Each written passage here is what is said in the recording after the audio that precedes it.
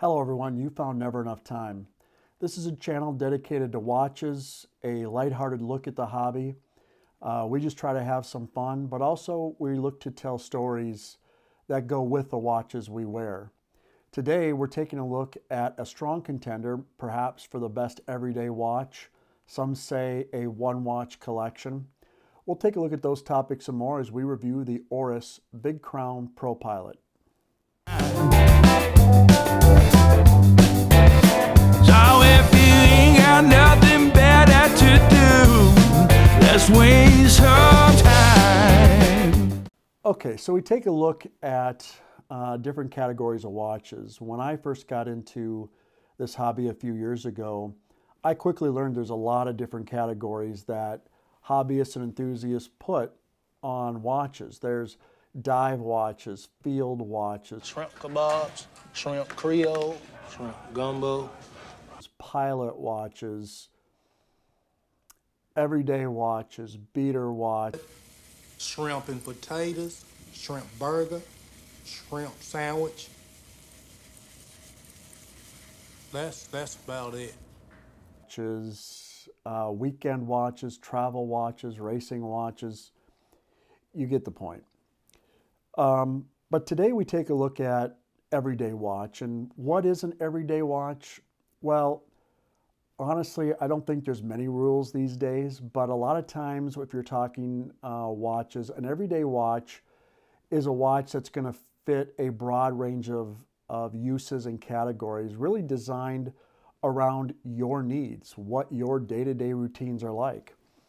So when I think of an everyday watch, and if you find other watch channels, you'll often hear things like you can dress it up or you can dress it down, or it's a versatile watch, or it's a watch that's comfortable in a lot of different situations.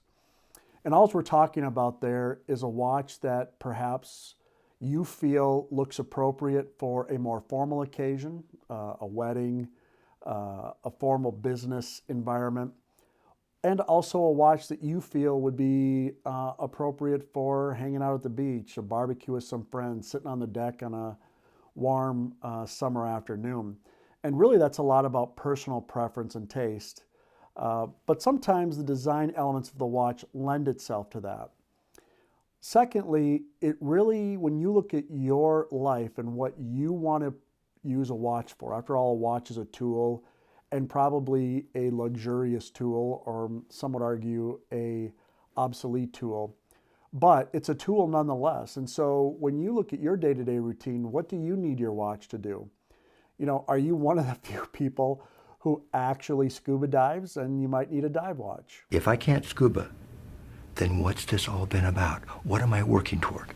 Do you work in the outdoors, or do you spend a lot of time working with your hands on construction sites, customer service in retail stores? Those all might have different needs for you. Do you work around water? You might need some water resistance.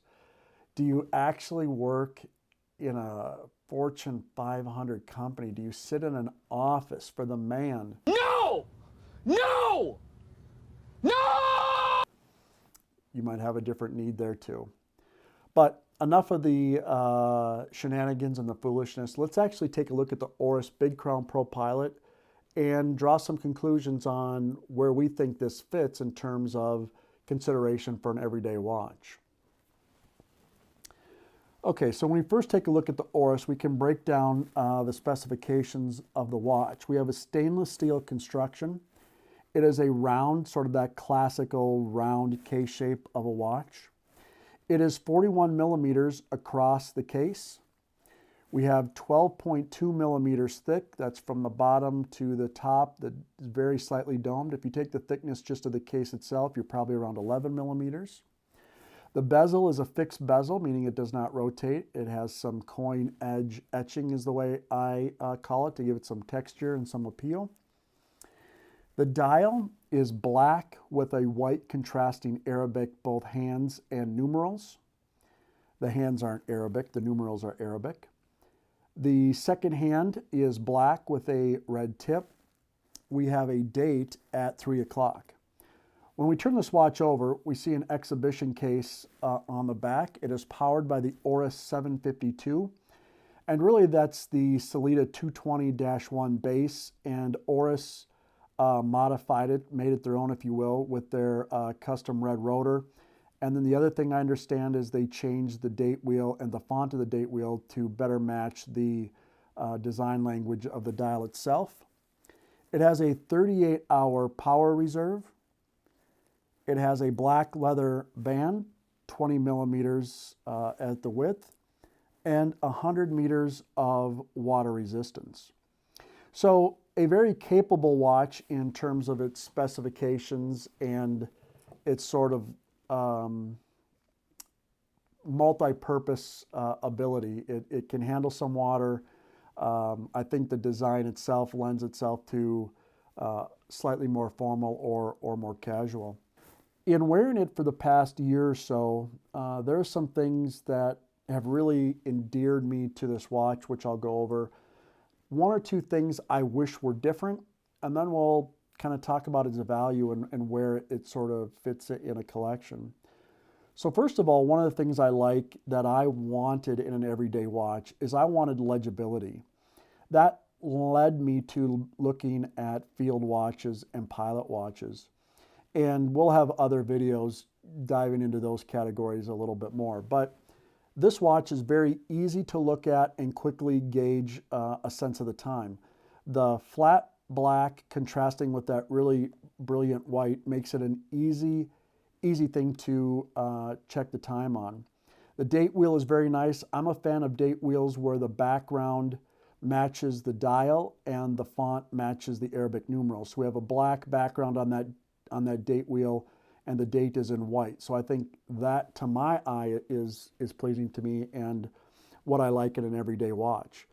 So legibility, a date function, 100 meters of water resistance. I live in a land where there is plenty of water, 10,000, 11,000 lakes, give or take. And I do a lot of work outside and in the garden, and we go to parks and lakes quite a bit. So being around, having a watch that can handle water that I wear on a day-to-day basis was important to me. The lume on this watch is good. I don't know if that it's great, but it's very good. And I enjoy the bluish hue. That's my favorite color of lume. Glow in the dark, if you want to be honest. But we'll call it lume to be proper and respectful. And lastly, you really get a Swiss brand that's been around a long time. Swiss made watch. Oris has been around a long time. They use a movement that is easy to service. Any watchmaker can handle a Sellita movement. So from my standpoint, it checked a lot of boxes in terms of the specs and the functions. So let's talk about a couple things that I wish were different, and then we'll talk about price and value as we wrap this video up. Really, there's only two things that I wish were different about this watch. The first is the second hand is black with the red tip. And, you know, in certain lightings, and if you catch it just right, it's not a big deal. But with that white contrast, I'll take a look at a Zin 104, which is another very popular choice for an everyday watch. You see the second hand matches that contrasting Arabics with the white. And I think the second hand stands out a lot more. I think a little bit more pleasing to the eye. Now, is that a deal breaker for an everyday watch? It isn't. I don't have to sync time quite that exactly. The other is the power reserve. You're looking at about a 38-hour power reserve on this. And in my experience, that's close. But what that means is if I come home and take the watch off, say on a Friday night or even a Saturday morning, and switch it out for something, probably my Seiko SKX or the Zin, whatever watch I'm switching it out for, when I go to put this back on Monday morning, often it's stopped. And so at some point during the weekend, I either need to wind it, move it, you know, whatever the case, to keep the watch running. Again, not a big deal, but I do wish the power reserve on this particular Oris was stretched out a little further. So price. this watch, brand new, you're probably a shade over $1,000 from an authorized dealer, maybe 1,100, 1,200. I actually haven't seen recently, but you're probably in that $1,200 range.